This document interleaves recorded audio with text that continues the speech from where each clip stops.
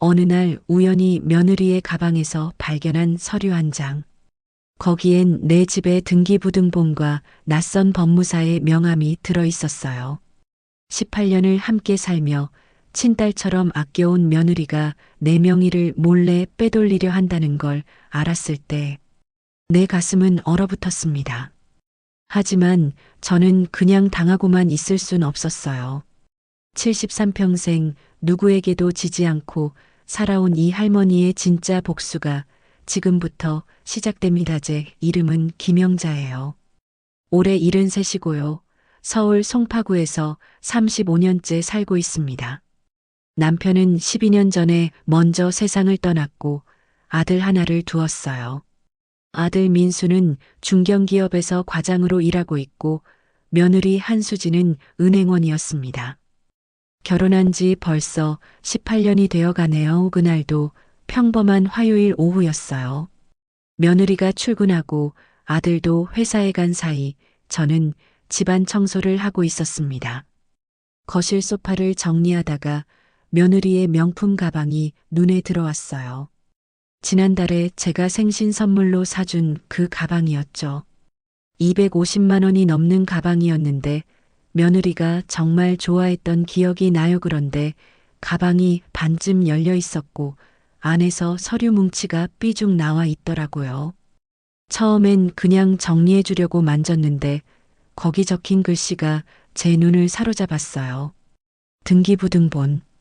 그것도 우리 집 등기부등본이었습니다. 손이 떨리기 시작했어요. 왜 며느리가 우리 집 등기부등본을 가지고 다니는 걸까? 더 이상한 건 그 안에 법무사 명함이 함께 들어있다는 거였어요. 명함에는 부동산 명의이전 전문이라고 적혀 있었습니다. 제 심장이 쿵쾅거리기 시작했어요. 아니야, 뭔가 오해일 거야. 며느리가 설마 그럴 리가 없어. 저는 스스로를 달래며 서류를 더 자세히 살펴봤습니다. 그런데 거기엔 제가 모르는 서류들이 더 있었어요. 인감증명서 발급 신청서, 위임장 초안, 그리고 제 도장과 똑같이 생긴 도장까지. 그 순간 온몸에 소름이 돋았습니다. 이게 대체 무슨 일인가? 며느리가 제 몰래 이런 걸 준비하고 있었다는 말인가. 저는 바로 휴대폰을 꺼내 그 법무사 사무실로 전화를 걸었어요. 떨리는 손으로 번호를 누르면서도 이게 꿈이기를 바랐습니다. 여보세요. 법무사 사무실입니다. 저 김영자라고 하는데요. 혹시 한수진 씨가 상담받으러 왔었나요? 아, 잠시만요. 직원이 뭔가를 확인하는 소리가 들렸어요. 그리고 돌아온 대답은 제 예상을 정확히 맞췄습니다. 네, 한수진 고객님 맞으십니다. 지난주 목요일에 방문하셨고요. 시어머님 명의로 된 부동산을 본인 명의로 이전하는 상담을 받으셨습니다. 전화기를 떨어뜨릴 뻔했어요. 정말이었습니다. 며느리가 제 등 뒤에서 이런 짓을 하고 있었던 거예요. 그런데 고객님 본인이 직접 오셔야 진행이 가능하다고 말씀드렸는데 아직 방문 안 하셨더라고요. 아, 네, 알겠습니다. 저는 황급히 전화를 끊었어요. 그리고 그 자리에 주저앉고 말았습니다. 18년입니다. 며느리와 함께 산 세월이 18년이에요. 아들이 직장 다니느라 바쁠 때 손주들 키우느라 밤을 새운 게 며칠인데 며느리가 아플 때 병원에 데려다주고 간호한 게 한두 번인가요? 친정 어머니처럼 따르던 그 며느리가 제 뒤에서 칼을 갈고 있었던 거예요. 눈물이 주르르 흘러내렸어요. 배신감이 온몸을 휘감았습니다. 하지만 동시에 화가 났어요. 엄청난 분노가 치솟아 올랐습니다. 제 손이 부들부들 떨렸어요. 숨을 쉴 수가 없었습니다. 가슴이 답답하고 머리가 지끈거렸어요. 이 고통을 어떻게 표현해야 할지 모르겠더라고요. 18년 동안 쌓아온 믿음이 한순간에 무너지는 기분이었어요. 며느리가 손주 민지와 민호를 낳았을 때 제가 얼마나 기뻤는지 아세요? 산후조리원도 제가 다 알아보고 비용도 제가 냈어요. 첫째 민지가 아플 때 며칠 밤을 새우며 간호한 사람이 누군데 둘째 민호가 학교 적응 못할 때 매일 상담 선생님 찾아다닌 게 누군데 저는 며느리를 정말 친딸처럼 생각했어요.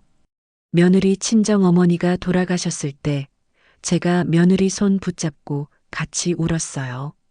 그때 며느리가 제 손을 꼭 잡으며 말했던 거 기억나요? 어머니 제 친엄마보다 더 의지가 돼요. 이제 어머니만 계시면 돼요. 그 말이 다 거짓이었나요? 저를 안심시키기 위한 연기였나요? 저는 천천히 일어났어요. 그리고 며느리의 가방을 원래 자리에 그대로 두었습니다. 서류들도 발견했던 그대로 정리해서 넣었어요. 며느리에게 들키면 안 돼요. 제가 알고 있다는 걸 들키면 절대 안 됩니다. 저는 냉정하게 생각하기 시작했어요. 73평생 세상을 살면서 배운 게 있습니다. 당하고만 있으면 바보가 된다는 거. 복수는 냉정하게 그리고 완벽하게 해야 한다는 것. 며느리는 아직 제가 아무것도 모른다고 생각할 거예요. 그렇다면 저는 그 생각을 이용해야 합니다. 며느리가 저를 속이려 한다면 저도 며느리를 속일 수 있어요. 저는 거실 소파에 앉아서 계획을 세우기 시작했습니다. 손은 여전히 떨렸지만 머릿속은 점점 또렷해졌어요. 거울을 봤더니 제 얼굴이 창백하게 질려 있었어요. 눈두덩이 퉁퉁 부어 있고 입술은 바짝 말라 있었습니다. 하지만 제 눈빛만은 살아 있었어요. 분노와 결심으로 가득 찬 눈빛이었습니다. 그날 저녁 며느리가 퇴근해서 돌아왔어요. 평소처럼 밝은 표정으로 현관문을 열었습니다. 어머니 다녀왔습니다. 오늘 은행 업무 많아서 정신 없었어요. 그래 수고했어. 저녁 준비해 놨으니까 씻고 와. 저는 최대한 평소처럼 행동했어요. 며느리 얼굴을 보니 구역질이 날 것 같았지만 꾹 참았습니다. 며느리는 아무것도 모르는 듯 씻으러 갔어요. 화장실에서 물 흐르는 소리가 들렸어요. 샤워하는 며느리의 콧노래가 들렸습니다. 그 콧노래가 제 귓전을 때렸어요. 행복한 척하는 그 소리가 너무 역겨웠습니다. 저녁 식사 시간이었어요. 아들 민수도 퇴근해서 함께 식탁에 앉았습니다. 엄마 오늘 반찬 정말 맛있네요. 역시 엄마 손맛이 최고예요. 며느리가 제 갈비찜을 먹으며 웃었어요. 그 웃음이 이제는 가면처럼 보였습니다. 저 웃음 뒤에 얼마나 검은 속셈이 숨어 있는지 이제는 알아버렸어요. 그래, 많이 먹어. 갈비 비싸다고 투정하길래 내가 시장 3군데 돌아다니며 골라온 거야. 어머니, 정말 감사해요. 감사하다고요. 제 재산을 노리면서 감사하다는 말이 그렇게 쉽게 나오나요? 식사를 마치고 며느리가 설거지를 하러 갔어요. 저는 거실에서 며느리를 지켜봤습니다. 평범해 보이는 며느리의 뒷모습. 하지만 그 안에는 욕심과 배신이 숨어 있었어요. 며느리가 접시를 닦으면서 가끔씩 제 쪽을 힐끗힐끗 쳐다갔어요. 제가 눈치챘는지 확인하는 눈빛이었을까요? 아니면 언제 더 좋은 기회가 올까 노리는 눈빛이었을까요? 아들 민수는 거실에서 TV를 보고 있었어요. 아들은 정말 아무것도 모르는 것 같았습니다. 며느리가 이런 짓을 꾸미고 있다는 걸 꿈에도 모를 거예요. 착한 아들이에요. 너무 착해서 탈이죠. 민수야, 요즘 회사 일은 어때? 네, 엄마 괜찮아요. 이번에 프로젝트 하나 맡았는데 잘 되면 승진할 수도 있대요. 그래, 우리 아들 멋있네. 아들의 해맑은 웃음을 보니까 마음이 더 아팠어요. 이 착한 아들이 며느리한테 얼마나 놀아나고 있는지도 모르고 어머니가 이렇게 아픈지도 모르고 그날 밤 잠이 오지 않았어요. 천장을 보며 수없이 생각했습니다. 어떻게 하면 며느리에게 제대로 된 복수를 할 수 있을까? 어떻게 하면 며느리가 제일 아파할까? 새벽 3시가 넘어서도 잠을 이룰 수 없었어요. 창밖을 보니 달빛이 차갑게 빛나고 있었습니다. 그 차가운 달빛처럼 제 마음도 얼어붙었어요.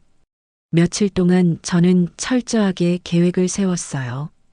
며느리 몰래 변호사를 만났고 법률 상담도 받았습니다. 변호사 사무실은 강남역 근처에 있었어요. 40대 후반으로 보이는 여자 변호사였는데 이름은 박지연 변호사였습니다. 제 이야기를 듣더니 심각한 표정을 지었어요. 명의를 무단으로 이전하려는 시도는 명백한 범죄 행위입니다. 지금 잔고를 확보하고 계신 게 중요해요. 저는 며느리 가방에 있던 서류들을 모두 사진으로 찍어뒀어요. 법무사 사무실과의 통화 내역도 녹음해뒀습니다. 증거는 충분했어요. 그런데 변호사님, 저는 며느리를 경찰에 신고하고 싶지 않아요. 박지연 변호사가 의아한 표정을 지었습니다. 제 손주들이 있어요. 민지가 고등학교 2학년이고 민호가 중학교 3학년인데 아이들이 엄마가 경찰에 잡혀가는 걸 보면 얼마나 상처받겠어요. 그렇다면 어떻게 하시려고요? 며느리가 저한테 한 것만큼 아프게 만들고 싶어요. 하지만 법적으로 문제없는 방법으로요. 박지연 변호사는 잠시 생각하더니 말했어요. 방법이 하나 있습니다. 그날 저는 변호사와 함께 완벽한 계획을 세웠어요. 며느리가 저를 속이려 했던 것처럼 저도 며느리를 속일 거예요. 하지만 제 방법은 합법적이고 완벽할 겁니다. 먼저 저는 집안의 모든 재산을 정리하기 시작했어요. 우리 집은 시가로 28억 정도 되는 아파트입니다. 남편이 남긴 예금도 6억 정도 있었고요. 주식과 채권까지 합치면 총 37억의 재산이었어요. 며느리는 이 재산이 당연히 아들 민수에게, 그리고 결국 자기 것이 될 거라고 생각했겠죠. 하지만 천만에요.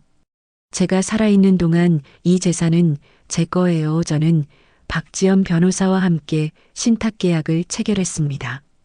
제 재산 전부를 신탁회사에 맡기고 사망 시 손주들에게 직접 상속되도록 했어요. 며느리와 아들 민수는 단 한 푼도 받을 수 없게 만들었습니다. 손주들이 성년이 될 때까지 신탁회사가 관리하고 교육비와 생활비만 지급됩니다. 박지연 변호사의 설명을 들으며 저는 만족스러웠어요. 하지만 이것만으로는 부족했습니다. 며느리에게 더 큰 교훈을 줘야 했어요. 저는 연기를 시작했어요. 며느리 앞에서 일부러 건망증이 심한 척했습니다. 어머니, 열쇠 어디 뒀는지 기억나세요? 그게 어디 뒀더라. 기억이 안 나네. 어머니 아까 약 드셨어요. 내가 약을 먹었나 안 먹었나. 며느리 얼굴에 스치는 미묘한 표정들을 저는 놓치지 않았어요. 며느리 눈에 희망이 번뜩이는 게 보였습니다. 아마 생각했겠죠. 시어머니가 치매에 걸리면 더 쉽게 명의를 빼돌릴 수 있을 거라고. 저는 일부러 중요한 서류들을 아무렇게나 놔두기 시작했어요. 인감도장도 서랍에 그냥 넣어뒀습니다. 며느리가 쉽게 접근할 수 있도록 미끼를 던진 거예요. 어느 날 저녁 식사 후였어요. 며느리가 설거지를 하다가 제게 물었습니다. 어머니, 오늘 친구분들 만나고 오셨죠? 누구 만나셨어요? 그게 누구였더라? 김 여사였나, 이 여사였나. 며느리가 걱정스러운 표정을 지었지만 그 눈빛 깊은 곳에서 기쁨이 보였어요. 계획대로 되어가고 있다는 안도감이었겠죠. 며칠 후 며느리가 조심스럽게 물어봤어요. 어머니, 요즘 많이 힘드시죠? 혹시 병원 한번 가보시는 게 어때요? 저는 속으로 비웃었습니다. 병원에 가서 치매 진단이라도 받으면 며느리 계획대로 되는 거겠죠. 괜찮아. 나이 먹으면 다 이래 뭐. 저는 태연하게 대답했어요. 하지만 며느리는 포기하지 않았어요. 며칠 후 아들 민수를 통해 다시 병원을 권유했습니다. 엄마, 수진이 말로는 요즘 어머니가 많이 깜빡하신데 한번 검사 받아보시는 게 좋을 것 같아요. 그래, 그럼 다음 주에 가볼게. 저는 순순히 동의했어요. 며느리가 원하는 대로 해주는 척했습니다. 며느리 한수진의 표정이 밝아졌어요. 드디어 기회가 왔다고 생각했겠죠. 병원 가는 날 며느리가 직접 따라왔습니다. 어머니, 제가 같이 가서 선생님께 여쭤볼 것도 있어요. 저는 며느리를 따라 병원으로 갔어요. 하지만 며느리가 모르는 게 하나 있었습니다. 이 병원 신경과 과장이 제 대학 동창의 남편이라는 거우 김태훈 원장님은 이미 박지연 변호사를 통해 제 상황을 알고 있었어요. 우리는 며느리를 속이기 위한 연극을 준비했습니다. 진료실에 들어가자 며느리가 의사에게 말했어요. 선생님, 저희 어머니가 요즘 깜빡하시는 게 너무 심해요. 치매 검사 좀 해주세요. 김태훈 원장은 저를 보며 여러 질문을 했어요. 저는 일부러 몇 가지 대답을 틀리게 했습니다. 오늘이 며칠인지 모르는 척, 아침에 뭘 먹었는지 기억 못하는 척. 며느리는 제 옆에서 안타까운 표정을 지었어요. 하지만 그 눈빛 깊은 곳에서 저는 기쁨을 받습니다. 일단 정밀 검사를 해봐야겠습니다. 다음 주에 MRI 촬영 예약을 잡아드리겠습니다. 병원을 나오는 길에 며느리가 제 손을 잡았어요. 어머니 걱정 마세요. 제가 옆에서 잘 모실게요. 그 손이 너무 역겨웠지만 저는 참았어요. 고마워 수진아. 저는 며느리 손을 꼭 잡으며 말했습니다. 집에 돌아온 후 며느리는 아들 민수에게 전화했어요. 저는 일부러 문을 살짝 열어두고 며느리의 대화를 엿들었습니다. 여보, 어머니 치매인 것 같아. 의사 선생님도 정밀검사 해보자고 하셨어. 그래, 엄마가 많이 안 좋으신가 보네. 응, 그러니까 우리가 빨리 준비를 해야 할 것 같아. 준비라니. 무슨 준비를 말하는 걸까요? 물론 저는 알고 있었어요. 제 명의를 빼돌릴 준비를 말하는 거겠죠. 며느리 목소리가 낮아졌어요. 지난번에 법무사님이 그러셨잖아. 본인이 직접 와야 한다고. 치매 진단서가 나오면 성년후견인 선임할 수 있고 그럼 우리가 합법적으로 재산 관리할 수 있대. 성년후견인이요. 며느리는 제가 치매 판정을 받으면 아들을 후견인으로 세우고 그 권한으로 제 재산을 마음대로 하려는 거였어요. 저는 문틈으로 며느리를 바라봤어요. 며느리는 환하게 웃고 있었습니다. 저를 요양원에 보낼 생각까지 하고 있었던 거예요. 그 웃는 얼굴을 보는 순간 제 온몸에 소름이 돋았어요. 어떻게 저렇게 태연하게 웃을 수 있을까? 제 인생을 망가뜨리려는 사람이 저렇게 행복해 보일 수 있을까? 그날 밤 저는 박지연 변호사에게 전화했어요. 선생님, 며느리가 움직이기 시작했습니다. 알겠습니다. 저희도 준비하겠습니다. 복수의 날이 점점 다가오고 있었어요. 다음 주 MRI 검사 날이 왔어요. 며느리 한수진은 아침부터 부산하게 움직였습니다. 어머니, 오늘 병원 가는 날이에요. 준비하세요. 며느리 목소리가 평소보다 더 다정했어요. 병원에서 검사를 받는 동안 며느리는 초조하게 기다렸습니다.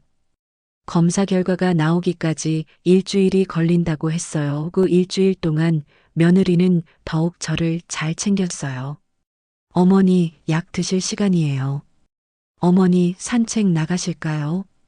어머니, 오늘 뭐 드시고 싶으세요? 겉으로는 효심 가득한 며느리였습니다. 하지만 저는 알고 있었어요.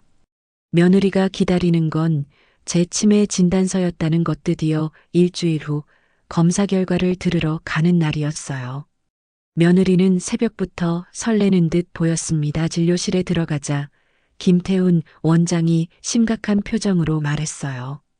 검사 결과 경도인지장애 초기 단계로 보입니다. 며느리 얼굴에 기쁨이 스쳤어요.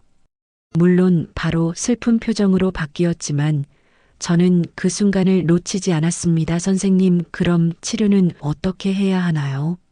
며느리가 물었어요. 지금부터 약물 치료와 인지 훈련을 병행하면 진행을 늦출 수 있습니다.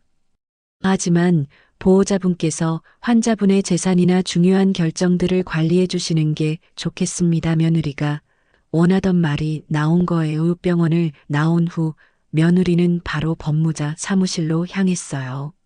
저는 모르는 척했지만 며느리가 어디로 가는지 다 알고 있었습니다. 어머니, 잠깐 들를 데가 있어요. 차에서 기다리고 계세요. 며느리는 저를 차에 태워두고 법무사 사무실로 올라갔어요. 30분 후 며느리가 환한 얼굴로 내려왔습니다. 어머니 집에 가요. 집에 도착하자 며느리는 서류 몇 장을 꺼냈어요. 어머니, 이거 좀 서명해 주세요. 병원비 청구하는 서류예요. 거짓말이었어요. 저는 그 서류가 뭔지 알고 있었습니다. 성년 의견인 선임 동의서였어요. 그래, 여기에 쓰면 되는 거야. 저는 순진하게 물었습니다. 네, 여기 이름 쓰시고 도장 찍으시면 돼요. 저는 떨리는 손으로 이름을 썼어요. 그리고 도장을 찍으려는 순간 일부러 도장을 떨어뜨렸습니다. 아이고, 내가 손에 힘이 없네. 괜찮아요. 어머니, 제가 잡아드릴게요. 며느리가 제 손을 잡고 도장을 찍게 했어요. 그 순간 며느리 얼굴에 희열이 가득했습니다. 드디어 해냈다는 표정이었어요. 며느리는 그 서류를 소중하게 가방에 넣었습니다. 어머니, 잠깐 나갔다 올게요. 며느리는 바로 법원으로 향했어요. 성년 의견인 선임 신청을 하러 간 거예요. 저는 며느리가 나간 후 바로 박지연 변호사에게 전화했습니다. 선생님, 며느리가 움직였습니다. 이제 시작하세요. 2시간 후 며느리가 집에 돌아왔어요. 얼굴이 상기되어 있었습니다. 어머니, 저 친구 만나고 올게요. 며느리는 들뜬 목소리로 말했어요. 며느리가 나간 후 저는 박지연 변호사를 만나러 갔습니다. 변호사 사무실에는 또 다른 분이 기다리고 있었어요.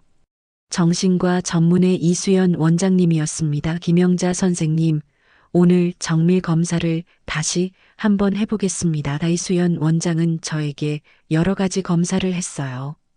기억력 테스트, 인지능력 테스트, 계산 능력 테스트. 모든 검사 결과는 정상이었습니다.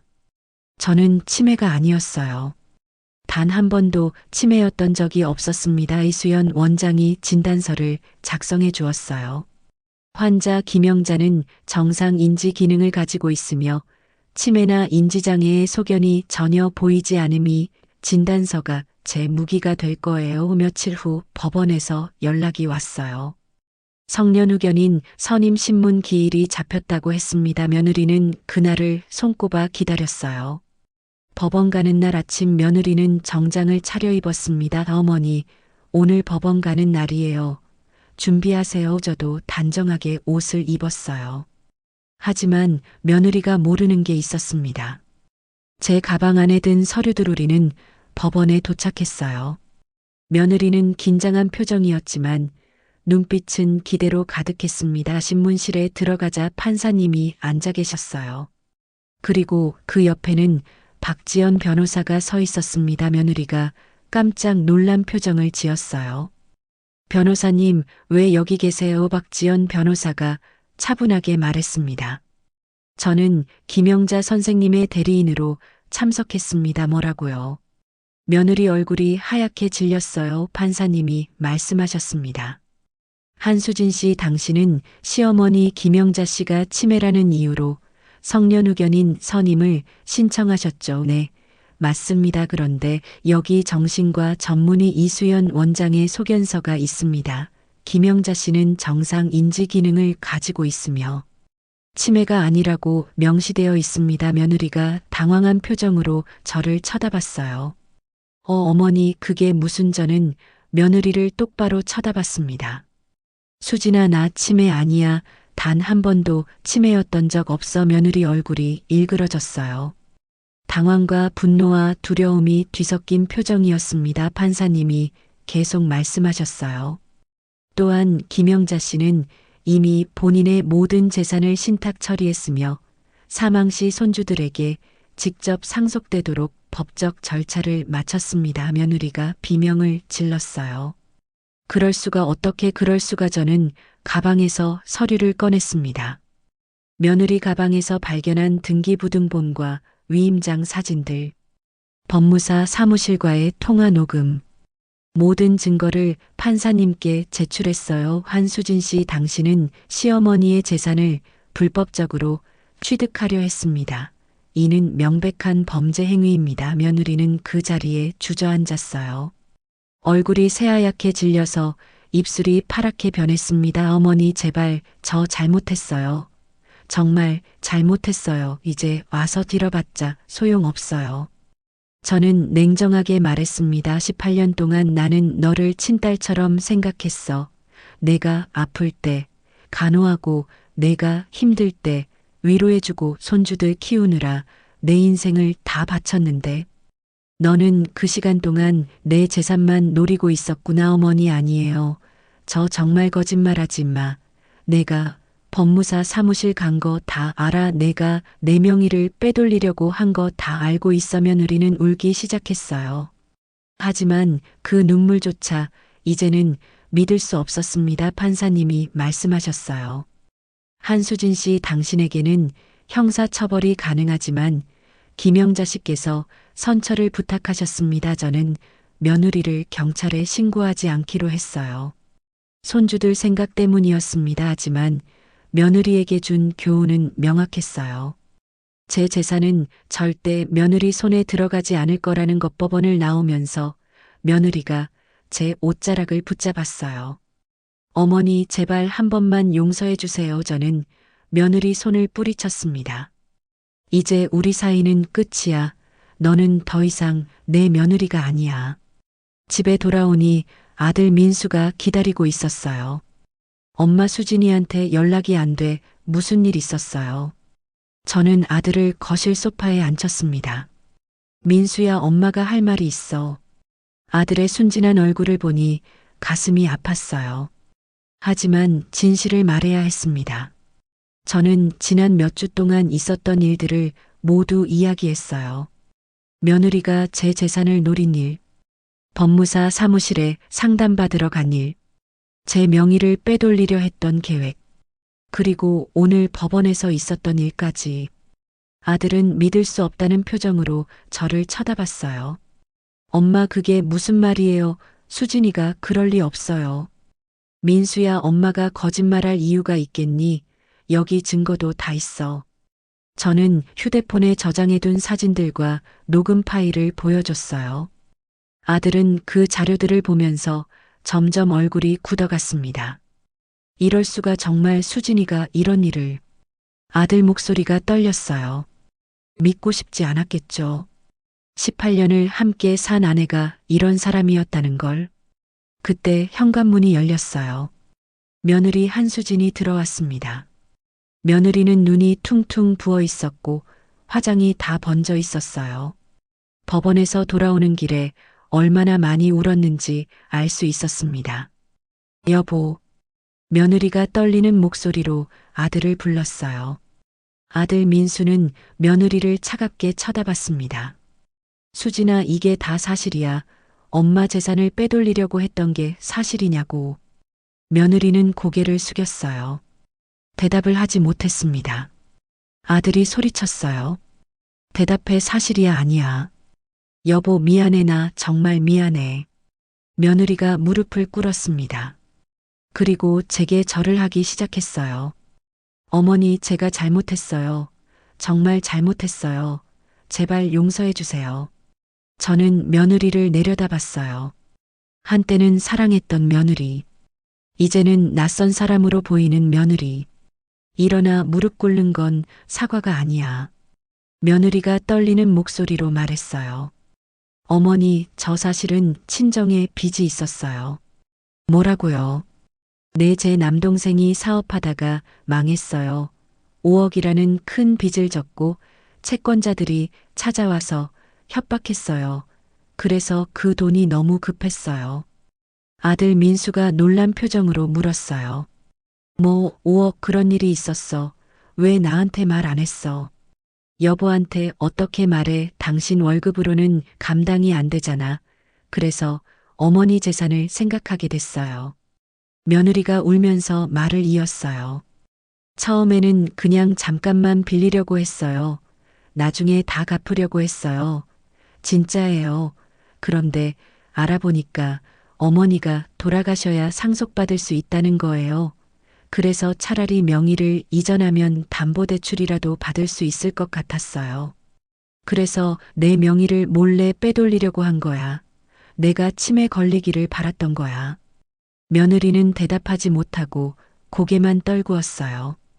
아들 민수가 소리쳤습니다. 이혼하자. 나 당신이랑 더 이상 못 살겠어. 며느리가 깜짝 놀라 아들을 쳐다봤어요. 여보 뭐라고 이혼은 안 돼.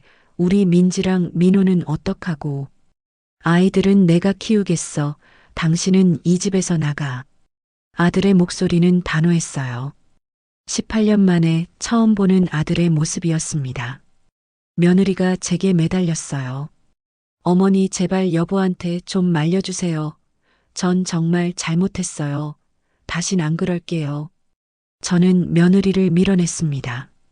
나한테 빌지마. 민수가 결정할 일이야. 그날 밤 집안은 전쟁터였어요. 며느리의 울음소리, 아들의 고함소리, 그리고 그 소리를 들은 손주들의 놀란 얼굴. 손녀 민지가 저에게 달려왔어요. 할머니 무슨 일이에요? 왜 엄마 아빠가 싸워요? 민지야 괜찮아. 할머니가 다 해결할게. 하지만 민지는 계속 울었습니다. 손자 민호도 방에서 나와 상황을 지켜봤어요. 그 모습을 보니 가슴이 찢어지는 것 같았어요. 결국 아이들이 상처받는 건 막을 수 없었습니다. 다음 날 아침 며느리는 집을 나갔어요. 큰 캐리어 하나를 끌고 나가는 뒷모습이 초라해 보였습니다. 아들 민수는 회사도 가지 않고 집에 있었어요. 거실 소파에 앉아서 멍하니 벽만 쳐다보고 있었습니다. 엄마 내가 바보였어. 18년 동안 아내가 어떤 사람인지도 몰랐어. 민수야, 내 잘못이 아니야. 아니에요. 엄마 제가 더 관심을 가졌어야 했어요. 수진이가 힘들어할 때 제대로 챙겨줬어야 했어요. 아들의 눈에서 눈물이 흘러내렸어요. 45살 중년 남자가 어린아이처럼 울고 있었습니다. 저는 아들 옆에 앉았어요. 민수야, 사람은 원래 끝까지 가봐야 알 수 있는 거야. 손주들은 학교도 가지 않고 방에 틀어박혀 있었어요. 민지는 하루 종일 울었고 민호는 밥도 먹지 않았습니다. 저는 민지 방문을 두드렸어요. 민지야, 할머니야, 문 좀 열어줄래? 한참 만에 문이 열렸어요. 민지의 얼굴은 눈물로 범벅이었습니다. 할머니, 엄마가 정말 나쁜 짓을 했어요. 민지야, 와서 앉자. 저는 민지를 침대에 앉혔습니다. 그리고 민지의 손을 꼭 잡았어요. 할머니가 솔직하게 말해줄게. 내 엄마는 잘못을 했어. 할머니한테 용서받을 수 없는 잘못을 했지. 민지가 다시 울기 시작했어요. 하지만 내 엄마는 너희를 정말 사랑해. 그건 거짓이 아니야. 다만 잘못된 선택을 한 거지. 할머니, 그럼 엄마 아빠 이혼하는 거예요? 저는 대답할 수 없었어요. 그건 아들이 결정할 일이었으니까요. 민지야, 지금은 시간이 필요해. 모두에게 시간이 필요한 거야. 민호 방에도 갔어요. 민호는 침대에 누워 천장만 쳐다보고 있었습니다. 민호야, 할머니야. 민호가 고개를 돌리지 않고 말했어요. 할머니, 전 엄마 미워요. 민호야. 엄마가 할머니한테 그런 짓을 하다니 전 엄마 용서 못해요. 민호의 목소리에는 분노가 가득했어요. 15살 소년이 감당하기엔 너무 큰 배신이었습니다. 민호야, 미워하는 건 내 마음이야. 하지만 엄마도 사람이야. 실수할 수 있어. 실수요. 이게 실수예요. 할머니 재산을 훔치려고 한 게요. 그건 실수가 아니라 범죄지. 하지만 내 엄마는 돈 때문에 그런 선택을 했어. 내 외삼촌 빚 때문에. 민호가 처음으로 저를 쳐다봤어요. 외삼촌 빚이요. 저는 며느리가 털어놓은 이야기를 민호에게도 해줬어요. 민호는 충격받은 표정으로 듣고 있었습니다. 그래도 할머니한테 그러면 안 되잖아요. 그렇지, 절대 안 돼. 하지만 엄마도 너무 힘들었나 봐. 그래서 잘못된 판단을 한 거야. 며칠이 지났어요. 집안 분위기는 여전히 무거웠습니다. 어느 날 며느리한테서 문자가 왔어요. 어머니, 죄송합니다. 제가 돌이킬 수 없는 잘못을 했습니다. 하지만 아이들만은 잘 부탁드립니다. 저는 문자를 읽고 한숨을 쉬었어요. 미워하고 싶었지만 완전히 미워할 수도 없었습니다. 며느리도 엄마였으니까요. 동생을 구하려다 잘못된 길로 빠진 거니까요. 하지만 그래도 용서할 수는 없었어요. 제게 한 짓은 절대 용서받을 수 없었습니다. 한 달이 지났어요. 아들 민수는 이혼 소송을 준비하고 있었습니다. 엄마 전 더 이상 수진이랑 살 수 없어요. 믿음이 깨졌어요. 민수야 정말 그럴 거야. 내 엄마 이미 결정했어요. 아들의 눈빛은 확고했어요. 한번 결정하면 끝까지 밀고 나가는 성격이었습니다. 며느리 한수진은 친정집에 가 있었어요. 일주일에 한 번씩 아이들을 만나러 왔지만 아이들은 며느리를 피했습니다. 특히 민호는 며느리를 보려고도 하지 않았어요. 엄마 얼굴도 보기 싫어요. 민지는 그래도 며느리를 만나주었지만 대화는 거의 없었습니다. 며느리가 올 때마다 저는 멀리서 지켜봤어요. 한때는 제 딸처럼 생각했던 사람. 이제는 낯선 사람이 된 며느리. 며느리는 많이 야위어 있었어요. 얼굴에는 생기가 없었고 눈빛은 죽어 있었습니다. 어느 날 며느리가 조심스럽게 제게 다가왔어요. 어머니 잠깐 말씀 좀 나눌 수 있을까요?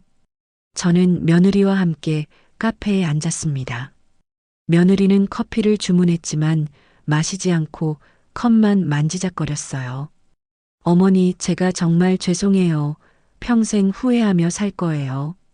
저는 며느리를 조용히 바라봤어요. 제가 변명하려는 건 아니에요. 하지만 어머니께 제 이야기를 들려드리고 싶어요. 며느리가 떨리는 목소리로 말하기 시작했어요. 제 남동생 수철이가 5년 전에 사업을 시작했어요. 처음엔 잘 됐어요. 그런데 코로나 때문에 망했어요. 5억이라는 큰 빚을 졌고 채권자들이 매일 찾아왔어요. 며느리 눈에 눈물이 고였어요. 엄마가 돌아가신 후 동생은 제가 키웠어요. 동생이 고등학생 때 엄마가 암으로 돌아가셨거든요. 그래서 동생을 포기할 수가 없었어요. 저는 조용히 듣고 있었습니다. 처음에는 민수 오빠한테 말하려고 했어요. 그런데 오빠 회사 사정도 안 좋았고 집에서 돈 이야기 꺼내기가 너무 힘들었어요. 어머니 재산이 있다는 걸 알고 있었지만 차마 말씀드릴 수가 없었어요. 그래서 내 명의를 빼돌리려고 한 거야. 며느리가 고개를 끄덕였어요. 목소리가 떨렸습니다. 처음에는 정말 빌리려고만 했어요.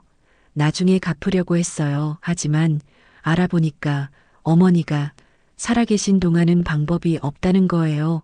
그래서 명예 이전을 생각하게 됐어요. 며느리가 얼굴을 감싸쥐었어요. 제가 너무 잘못 생각했어요.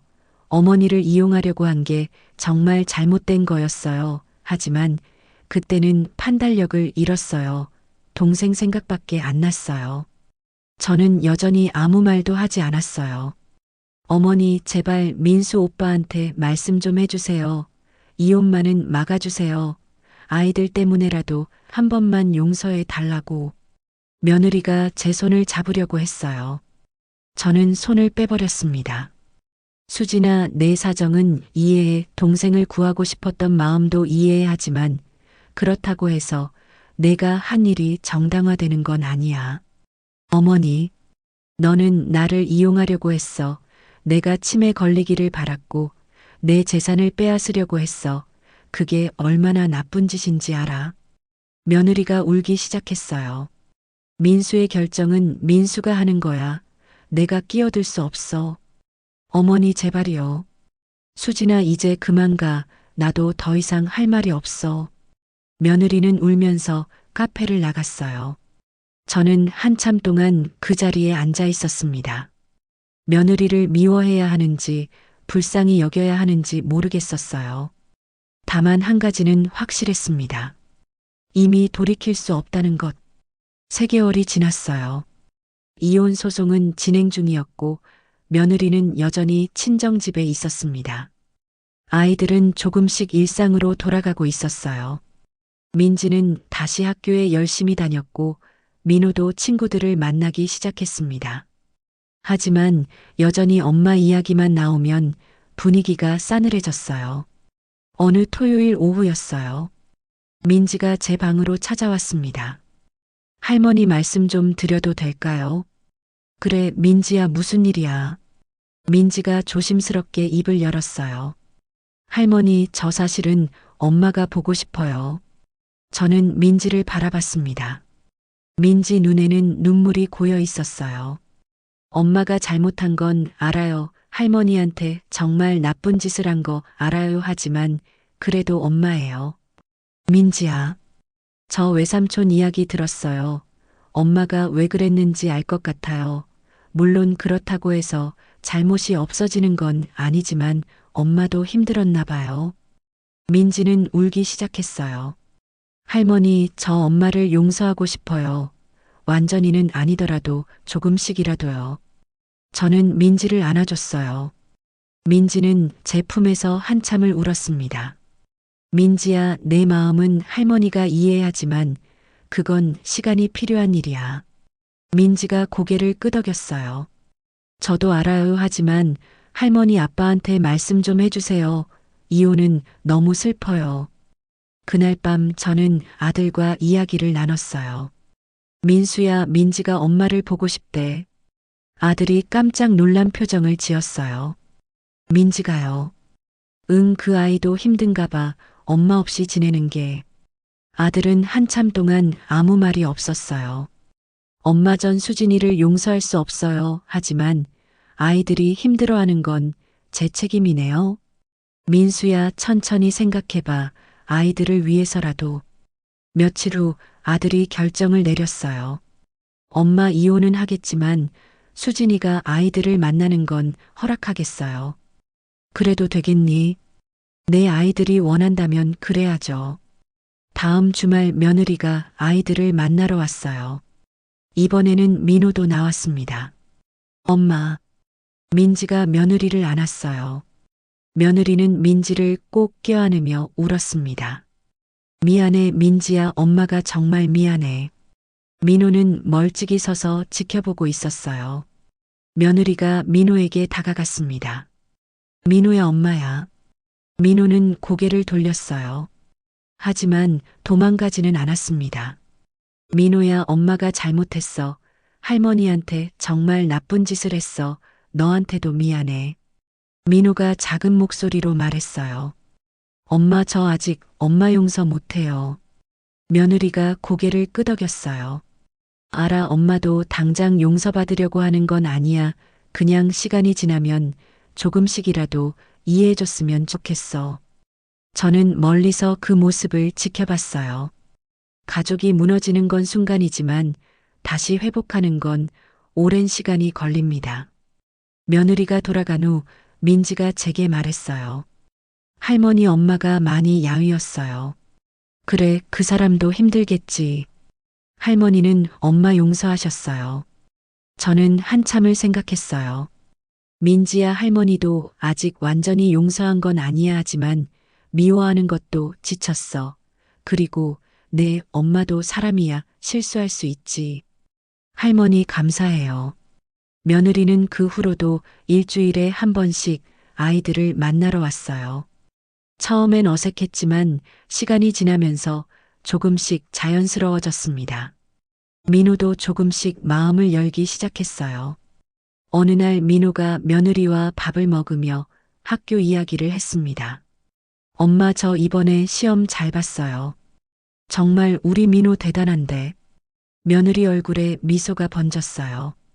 오랜만에 보는 진짜 미소였습니다. 6개월이 지났어요. 이혼은 성립됐지만 아이들 양육권은 아들이 가졌습니다.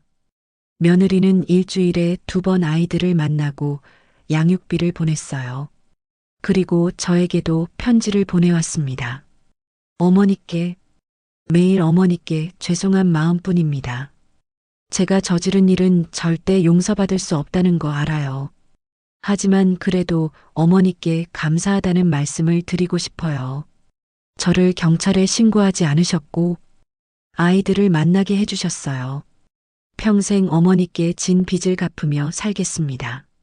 며느리 수진 올림. 저는 편지를 읽고 한참을 생각했어요. 미움과 용서 사이에서 저도 여전히 흔들리고 있었습니다. 하지만 한 가지는 확실했어요. 복수는 끝났다는 것. 며느리는 제게 한 일의 대가를 톡톡히 치렀어요. 재산도 한 푼 못 가져갔고 가정도 잃었습니다. 아이들의 사랑도 잃을 뻔했어요. 그게 제가 원했던 복수였을까요? 어느 날 손녀 민지가 물었어요.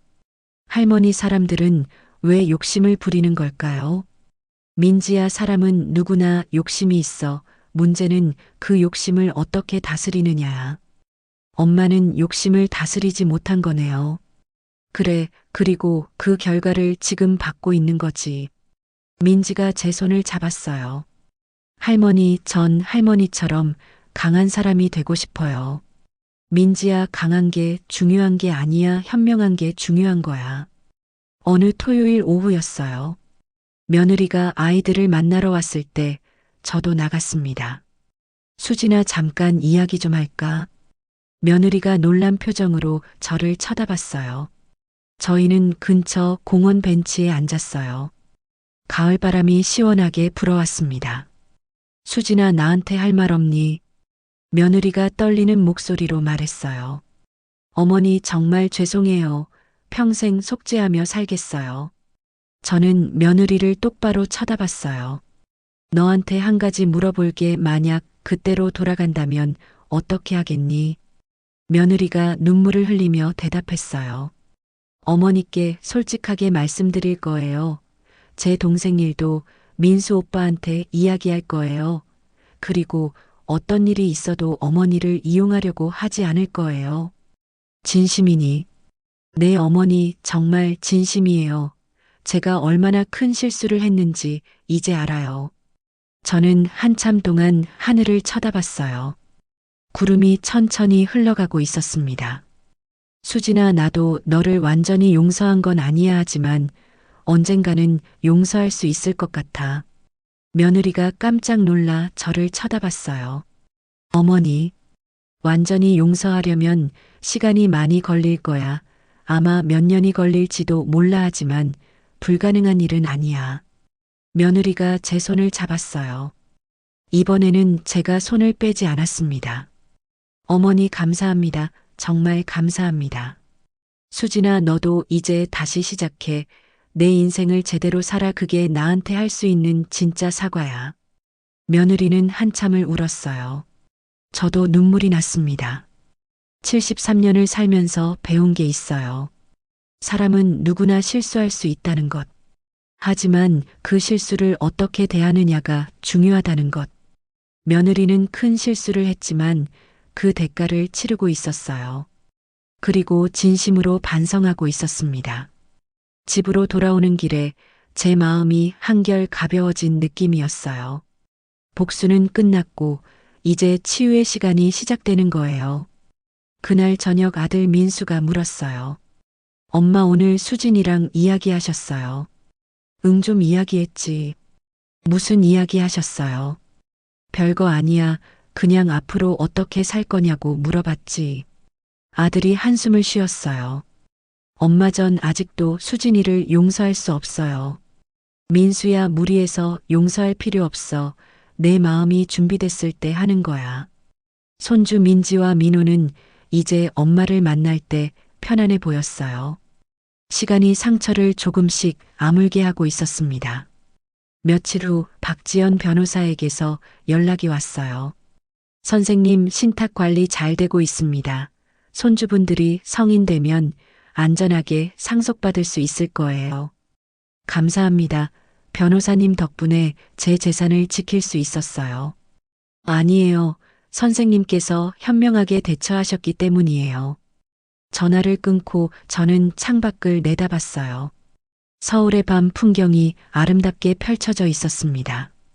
제 재산은 안전하게 손주들에게 갈 거예요.